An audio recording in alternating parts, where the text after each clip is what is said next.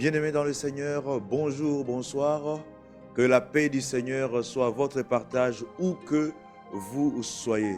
Bien sûr, nous sommes dans LBCC, l'école de la croissance, notre programme de prière et surtout, on va dire, d'abord d'études bibliques pour la croissance. Mais cette fois-ci, nous avons intégré cette dimension donc de prière. Voilà. Et depuis un certain temps, nous avions commencé cette étude sur euh, l'armure du chrétien, car nous avions dit très clairement que cette saison, nous sommes entrés dans cette saison des conquêtes. Il est donc important, il est donc impérieux, il est donc nécessaire que nous puissions nous revêtir de l'armure du chrétien. Car voyez-vous, aller en guerre, aller en bataille, s'engager dans un combat sans être armé suffisamment ou correctement, c'est simplement de l'irresponsabilité. Et nous refusons donc d'être irresponsables, d'aller en guerre, d'aller engager un combat, une bataille, sans que nous puissions être armés. Et nous avions puisé notre pensée, nous avons fondé notre réflexion sur le texte suivant. Nous sommes bien sûr dans Éphésiens chapitre 6, à partir du verset 10 jusqu'au verset 18. On peut même aller jusqu'au verset 20. Je vais donc faire ici une lecture pour que nous puissions nous remémorer de tout ceci, parce que c'est un texte bien sûr très fondamental. La Bible dit ceci: au reste, fortifiez-vous dans le Seigneur et par sa force toute puissante. Revêtez-vous de toutes les armes de Dieu afin de pouvoir tenir ferme contre les ruses du diable. Car nous n'avons pas à lutter contre la chair et le sang, mais contre les dominations, contre les autorités, contre les princes de ce monde de ténèbres, oui, contre les esprits méchants dans le lieu céleste. C'est pourquoi prenez toutes les armes de Dieu afin de pouvoir résister dans le mauvais jour et tenir ferme après avoir tout surmonté. Tenez donc ferme, ayez à vos reins la vérité pour ceinture, revêtez la cuirasse de la justice, mettez pour chaussure à vos pieds le zèle que donne l'évangile de paix.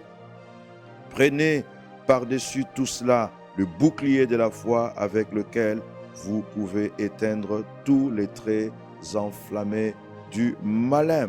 Prenez aussi le casque du salut et l'épée de l'esprit qui est la parole de Dieu. Faites en tout temps, par l'esprit, toutes sortes de prières et de supplications. Veillez à cela avec une entière persévérance et priez pour tous les saints. La parole du Seigneur. Voyons bien donc que la parole du Seigneur est vraiment merveilleuse. Donc ici, Dieu inspire à son apôtre, le grand apôtre Paul. Il lui inspire l'armure complète du chrétien.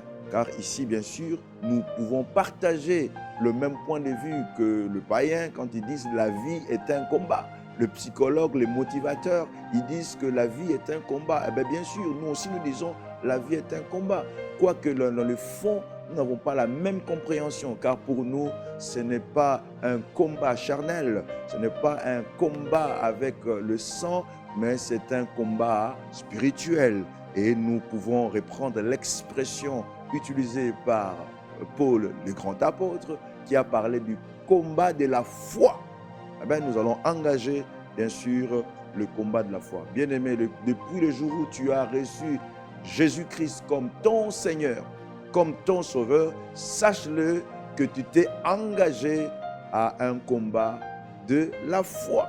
Tu t'es engagé à un combat de la foi, et l'ignorer est un danger. Tu es en danger si tu ignores cette dimension. Bien sûr, nous n'avons pas à lutter contre nos tantes, contre nos oncles, contre nos voisins. Nous n'avons pas à lutter contre les hommes de chair et de sang, mais c'est plutôt contre les principautés, contre les dominations, contre les esprits méchants dans le lieu céleste. Et pour pouvoir faire face à cela, eh bien, il faut toutes ces armes. Et la fois dernière, pour plus d'explication. La fois dernière, nous avions parlé de toutes ces armes dont Paul a parlé. Ici, rapidement, nous allons faire un récapitulatif très rapide.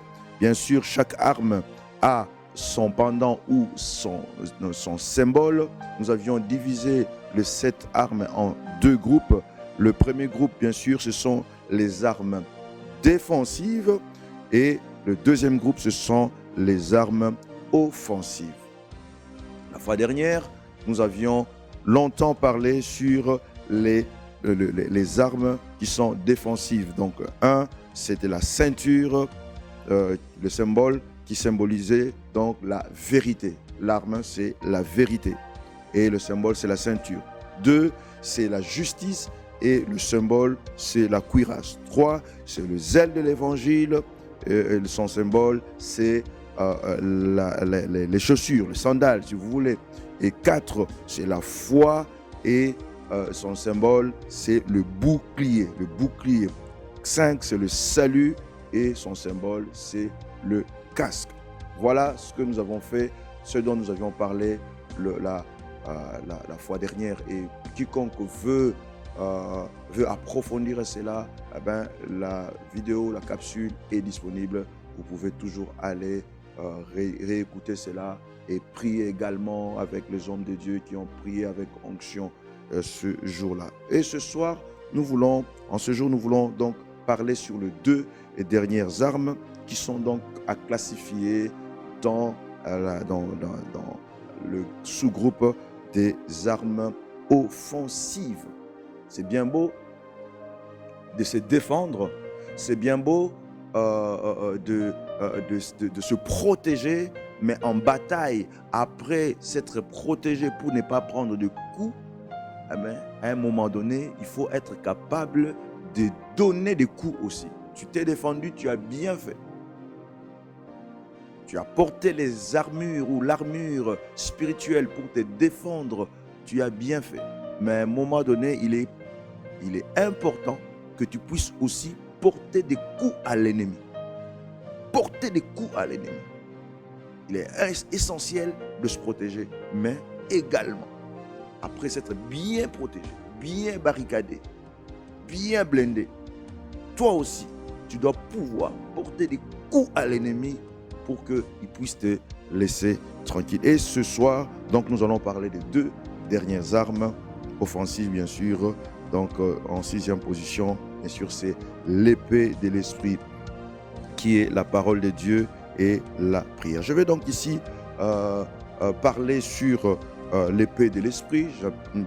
Et après cela, nous demanderons donc, nous allons donc engager un petit moment de prière dont nous avons vraiment besoin, et même pour la raison pour laquelle nous sommes donc en ces lieux. En parlant donc de l'épée de l'esprit, qui est la parole de Dieu, cela est considéré comme une arme offensive.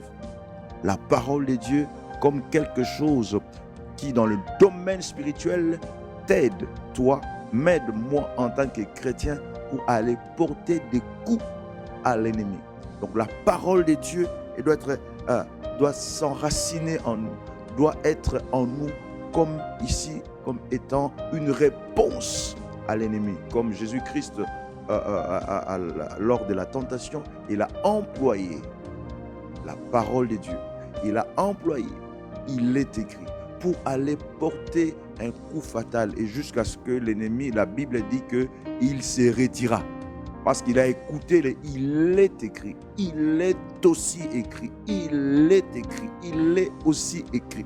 Quand il a entendu cela, bien sûr, il a été têtu, il a résisté, mais il a entendu cela. Jusqu'à un moment donné, il n'a pas pu résister.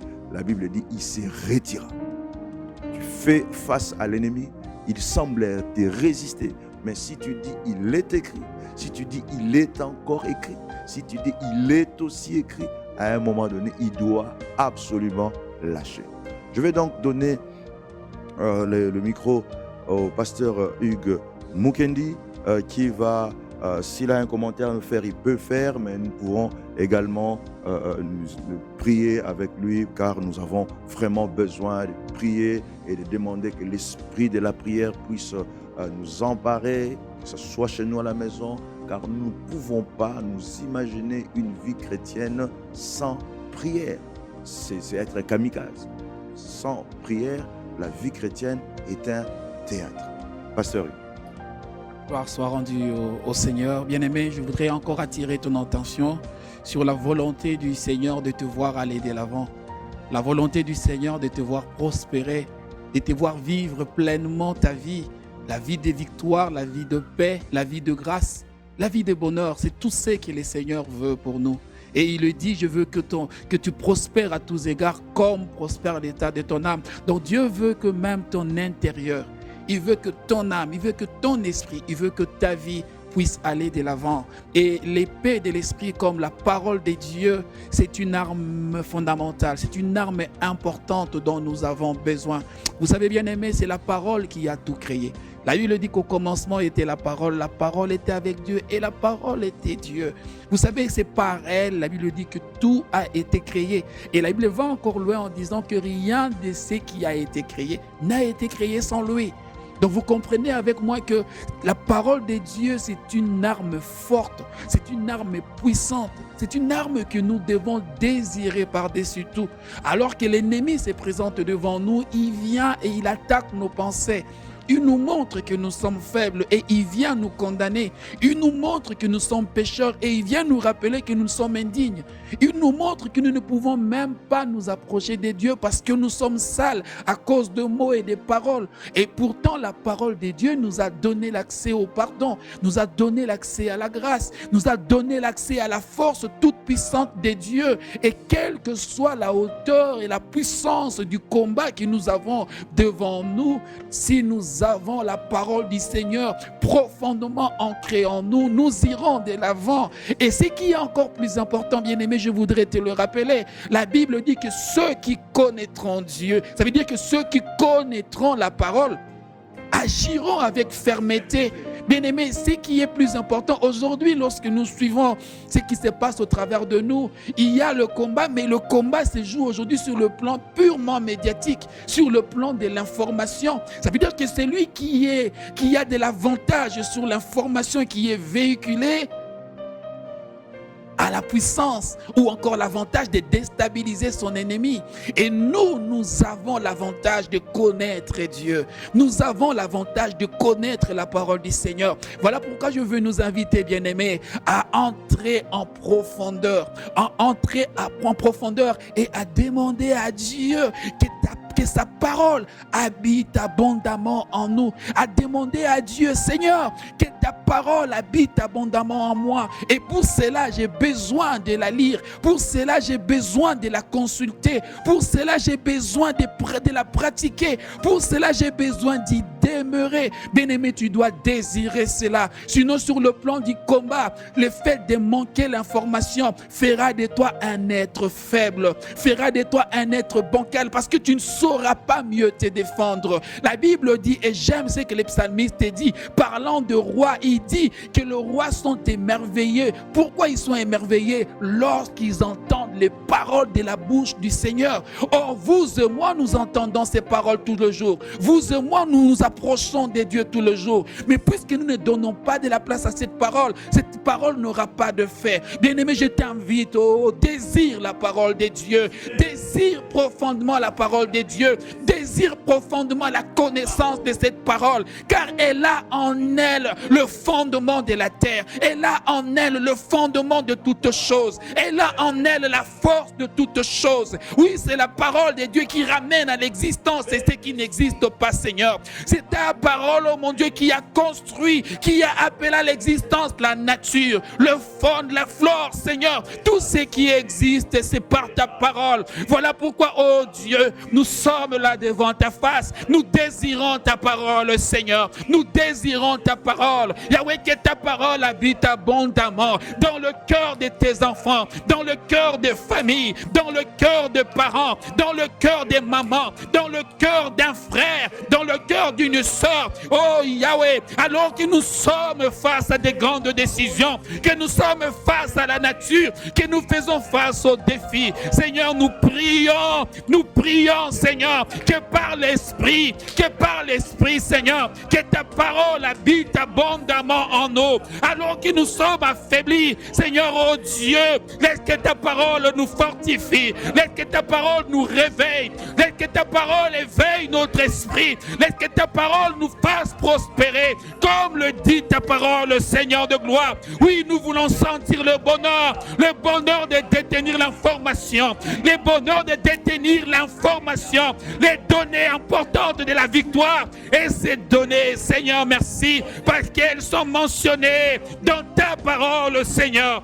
Merci pour ta grâce, merci pour ton amour, merci pour ta parole, oh Dieu, ta parole qui est plus pénétrante, Seigneur. Yahweh, alors que je prie, Seigneur de gloire, que ta parole, comme esprit de l'esprit, puisse pénétrer notre intérieur, puisse pénétrer notre vie, Seigneur, au point de séparer l'âme et l'esprit, au point de séparer, Seigneur de gloire, l'utile, oh mon Dieu tout-puissant, Seigneur, oh de ce qui est inutile, au point de séparer, Seigneur de gloire, Yahweh, tout ce qui ne nous a fait de pas peur, aller vers les hauteurs, que ta parole fasse son œuvre en nous, que ta parole fasse son œuvre dans ton église, que ta parole fasse ton œuvre dans la vie de jeunes, dans la vie des mamans, dans la vie des papas et dans la vie des frères, Seigneur. Alors que je prie maintenant, Père, je prie pour ceux qui vont nous suivre au travers des médias. Seigneur, laisse, oh mon Dieu,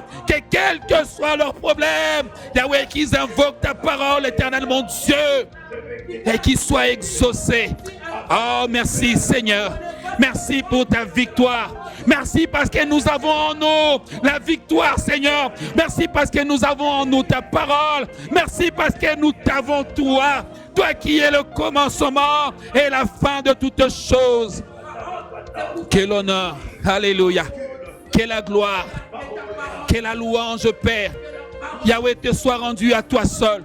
Toi qui, à cause de ta fidélité, agis. Toi qui, à cause de ta loyauté, accomplis tes promesses. Toi qui, à cause de ce que tu es, Père, la Bible dit, tu marches derrière ta parole pour accomplir tes promesses. Merci, Seigneur, car nous vivons tes promesses. Nous vivons ce que tu as dit. Nous vivons, Seigneur. Yahweh, je ne le confesse pas au futur, je le confesse au présent. Oui, grâce à toi, grâce à ta parole, nous vivons ce que tu as dit. Nous vivons ta paix, nous vivons ta grâce, nous vivons ton amour. Oh, louange à toi, honneur à toi, gloire à toi. Oh, Yahweh, merci, Seigneur. Merci, Jésus. Merci pour les chaînes qui sont tombées.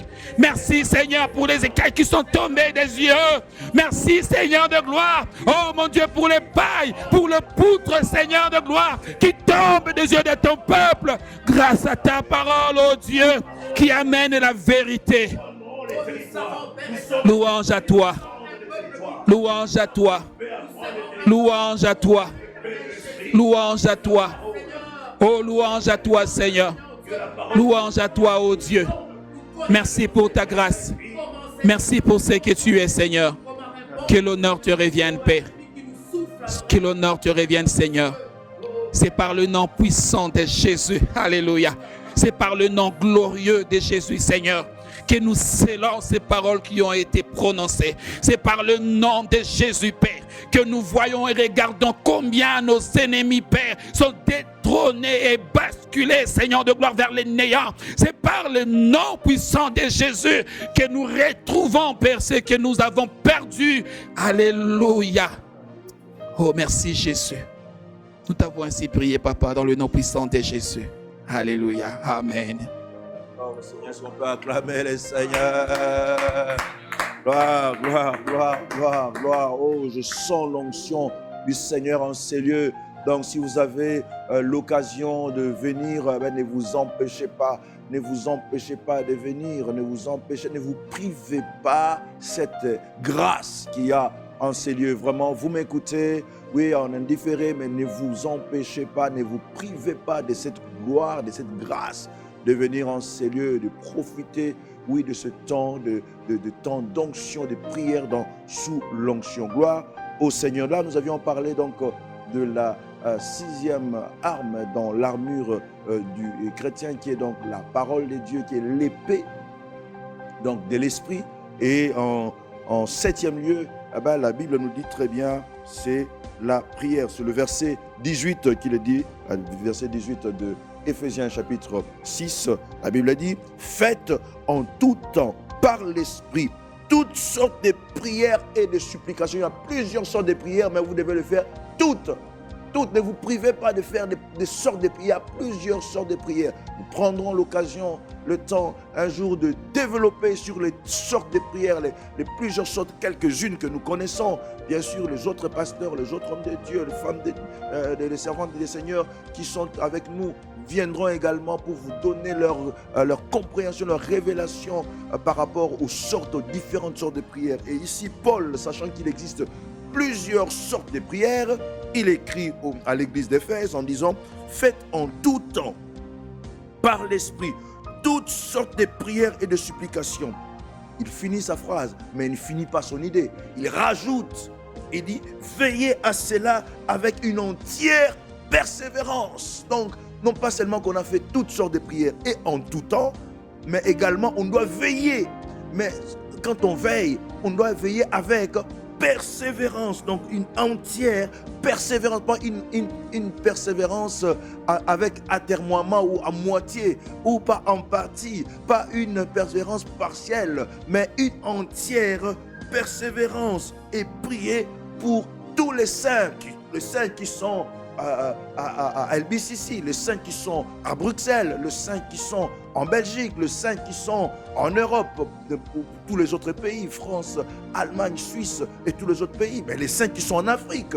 Priez pour les saints qui sont en Amérique du Nord, l'Amérique latine, en Asie. Il y a des saints qui sont en Inde. Il y a des saints qui sont, oui, au Japon ou dans les îles, en Australie. Il y a des saints qui sont partout. Mais priez pour eux. Ça, c'est la recommandation que l'apôtre Paul est en train donc de nous donner. Et cela est une arme fatale. Une arme fatale. On dit vie chrétienne sans la prière. Vie chrétienne, quand on retire la prière, eh bien, ça ne reste que du théâtre. Ça ne reste que, oui, ça ne reste qu'une mise en scène. C'est vide et même c'est dangereux. C'est dangereux pour toi de te dire chrétien sans être engagé dans la vie des prières. Parce que tu vas subir les affres de l'ennemi. Tu vas subir, tu t'exposes à un danger certain. Tu t'exposes, frère, tu t'exposes, papa, tu t'exposes, maman. Si tu te dis chrétienne, mais tu n'as pas une vie de prière soutenue. C'est pour cela que Dieu inspire à son serviteur. Oui, moi je dis le grand apôtre, lui-même il disait, je suis que le humble, je ne suis pas digne d'être appelé apôtre, mais je pense avec conviction c'était le grand Paul. C'est lui dans son humilité qui disait, je ne suis que l'humble, je ne suis pas digne, mais c'est un grand apôtre. Et voici ce que la parole de Dieu nous dit en fonction, par rapport à la prière. C'est toujours le même grand apôtre Paul. Il dit, soyez toujours joyeux, priez sans cesse, exprimez votre reconnaissance en toutes circonstances, car c'est la volonté de Dieu pour vous en Jésus-Christ. 1 Thessaloniciens chapitre 5, verset 16 jusqu'à 18. Il dit encore, le même apôtre Paul, parlant de la prière, il dit, ne vous inquiétez de rien, mais en toutes choses, faites connaître vos besoins à Dieu par des prières et des supplications, avec une attitude de reconnaissance. Et la paix de Dieu, qui surpasse toute intelligence, gardera votre cœur et vos pensées en Jésus-Christ. Le même apôtre Paul, là nous sommes, c'était Philippiens chapitre 4, versets 6 et 7. Le même apôtre Paul dit à l'église de Colosse, il dit, persévérez dans la prière. Veillez-y avec une attitude de reconnaissance, avec action de grâce. Ici, on voit qu'il est encore en train de rappeler la nécessité de la prière, mais pas une prière en intermittence, mais une prière de manière continue. Colossiens chapitre 4, verset 2. La prière et la prière. J'aime bien notre homme de Dieu qui disait, après avoir prié, il faut encore prier. Wow. Donc tu as fini à dire non, nous avons déjà prié. Ben non, tu peux encore prier. Parce qu'il y a quelqu'un qui a dit, on dit, mais à l'église, on a multiplié beaucoup de programmes de prière. Je sens que comme si les gens vont se fatiguer. Oh, papa, maman, non, on ne va pas se fatiguer. Non, ça c'est que l'ennemi qui veut nous dire ça. La prière encore. J'ai compris que les prières ont porté des coups fataux à l'ennemi. Maintenant, il commence à vouloir inspirer pour que ça baisse un peu les tensions. Je vais pour dire non, baisser un peu parce que là, je me sens mal. Mais là, nous avons le discernement. Nous avons compris ce message. Il a dit, il a reçu des coups fataux. Ça veut dire que nous allons encore augmenter en prière, en intensité. Encore en intensité. Ce sont les deux messages que nous avons reçus ces derniers temps. La prière, on nous a menacés par rapport à la prière. On nous a encore menacés par rapport à la Sainte Seine. On a compris qu'il a reçu des coups fataux par rapport à la Sainte Seine. Parce qu'il y a un mystère qui se fait. Donc, quand nous étions en train de nous entretenir avec le Seigneur, il a dit, c'est là. Alors, c'est là que vous devez travailler. La prière, la Sainte Seine. La prière, la Sainte. Nous allons répondre. L'ennemi s'est senti acculé. Il a compris, il a dit, je vais décourager ça, je vais les attaquer. Sournoisement, il commence à venir. Et alors là, ce soir, nous allons demander à maman, maman Rosette, qui va, si elle a une exhortation à nous donner, elle peut nous donner une exhortation et puis nous pouvons prier encore, prier pour l'esprit de prière. Ici, nous prions pour la prière. Nous prions pour que les gens s'engagent dans la prière. Une prière persévérante, une prière continue, une prière qui reste, une prière qui demeure, une prière qui devient vie de prière. Merci, maman. Alléluia. Gloire au Seigneur. Nous sommes vraiment dans un temps de conquête et nous voulons vraiment être un peuple qui a compris la saison où nous sommes en train de traverser maintenant. Et c'est un temps où nous devons encore avancer encore plus pour arriver à toucher, à palper ce que Dieu a prévu devant nous. Et nous savons aussi que l'ennemi ne voudra pas que nous puissions toucher à l'héritage, que nous ne puissions pas rentrer à la terre promise. Et il est là à rôder comme un lion rugissant, cherchant qui dévorer.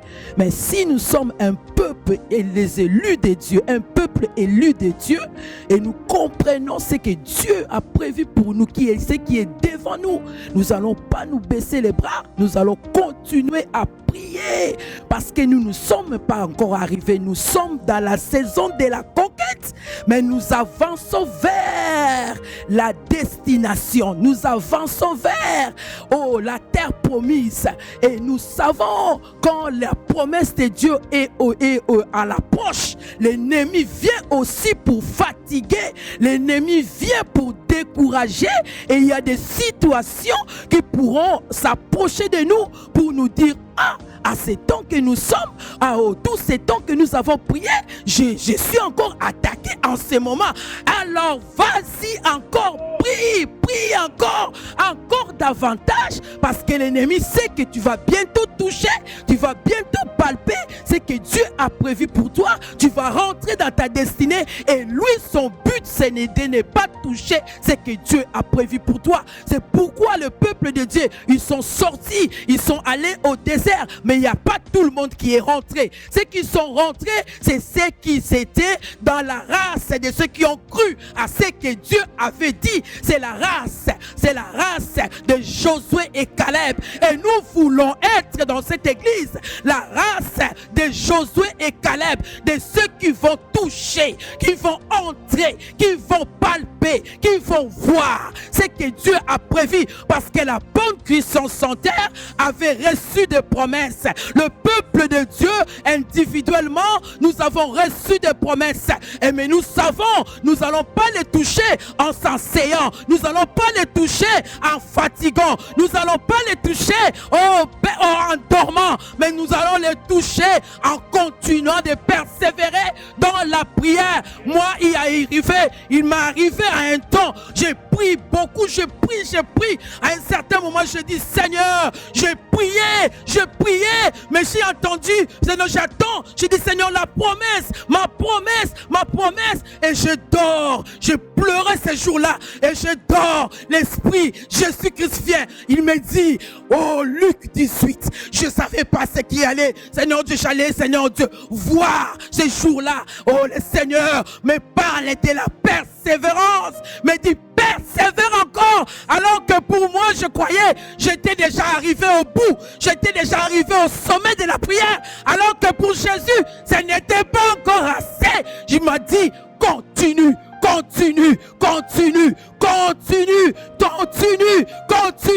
Oh peuple de Dieu, peuple de la bande, je viens vous dire ce soir, c'est lui qui écoutera ce message ce soir. Je te dis, si tu passes un moment où tu te dis, le Seigneur ne m'entend pas, le Seigneur ne me répond pas, oh tu n'as pas compris, continue, parce que tu es à la porte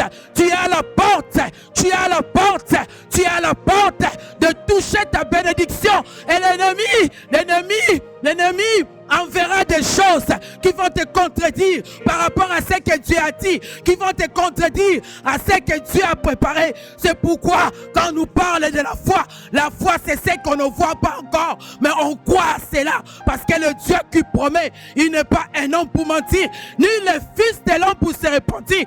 Tout ce qu'il nous a promis, tout ce qu'il t'a promis, il accomplira certainement. Reste dans ton poste. Il a dit à Habakkuk, reste dans ton poste, reste à faire la volonté de Dieu, reste dans l'obéissance de Dieu, reste avec Dieu. Ne sors pas de ton chemin, parce que Dieu est là. Dieu veut te bénir, Dieu veut accomplir ce qu'il t'a promis. Mais il te regarde. Est-ce que tu as la foi? Parce que c'est la foi que Dieu regarde pour nous. Parce qu'il veut que, même si nous touchons les bénédictions sur terre, il veut que nous héritons ce qui est cher, ce qui est riche, ce qui est important. C'est le royaume des cieux. C'est pourquoi notre Dieu ne tarde pas à accomplir ses promesses, mais il veut que quand il viendra, il nous trouve dans la foi, Nous devons rester attachés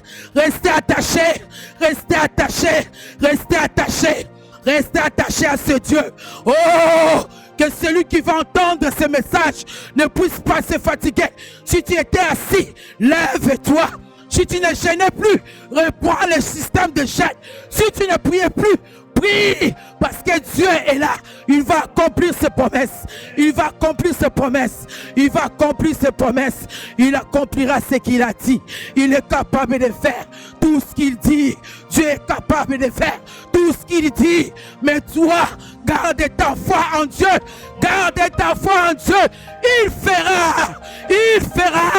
Il fera des promesses.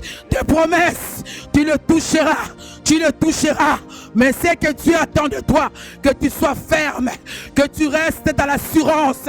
Crois à ce Dieu, crois à la parole de Dieu et en pratique ce que Dieu te dit. Reste obéissant à la parole de Dieu. Oh, crains ce Dieu, parce que l'ennemi ne veut pas que tu puisses rester dans la voie de Dieu. Mais si tu crois à ce Dieu, si tu restes attaché à ce Dieu, tu verras la rétribution qui est due à ceux qui croient en lui. Alléluia. Alléluia. Alléluia. Alléluia. Alléluia. Alléluia. Seigneur, je prie pour ce peuple. Parfois, il ne comprend pas. Il ne comprend pas ce qui se passe autour de nous.